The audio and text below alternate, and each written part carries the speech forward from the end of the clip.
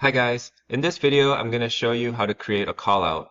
A callout is just this block, as you can see, the green ones, that are used to highlight important information like tips or warnings or summarizing key points so it stands out. So there's two ways to do this. You can left click, look for the plus sign, and then search for callout, but that's a little bit more work. You can just do the usual slash command, which is and then call, and then cal should get you the callout, although calendar view is possible. So you do callout and hello.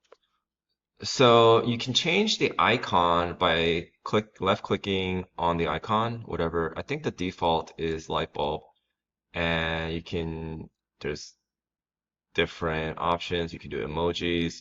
You can even upload your own image if you want, or your own logo. And you can also change the color by left clicking on the six dots and going to color, and then you can change both the text color and the background color into something that is easily recognizable and makes sense for you. So there you go. Hope this helps. Thank you.